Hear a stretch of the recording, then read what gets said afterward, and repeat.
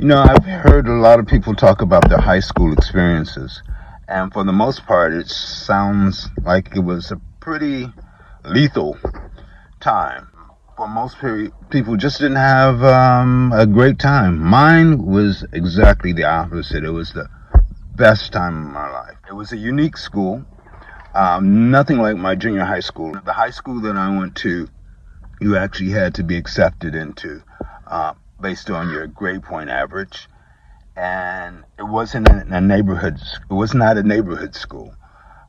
It encompassed areas from all over the metropolitan Detroit area. So we had a wide variety of students there. Racially, it was probably a 45-55 split. Everybody got along because it was a college preparatory school. So we had different divisions or curriculums. I was in the art department, or more specifically, fashion illustration. There was a group called Chem Bio, which was chemistry and biology. Air conditioning and refrigeration was another area.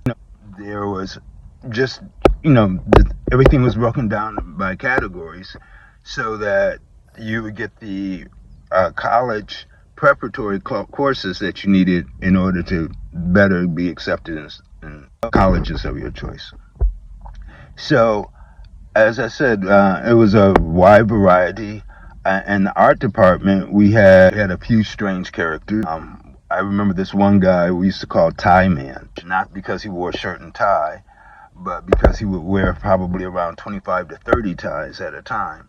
Everywhere except for around his neck, around his head, his arms, his legs, his waist. That was his thing.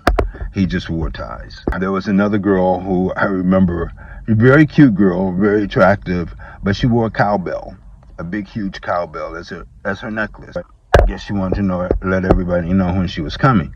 But I mean, it wasn't unexpected in our department. But there was one girl in particular who made no bones about it. And you have to remember, this was in the 70s. Everything was still we thought we were sophisticated. It wasn't as loose and wild and over the top and trampy as it has gotten. But there was one girl who was a professional. She made no bones about it. Her mother was in the profession, what we used to call ladies of the night.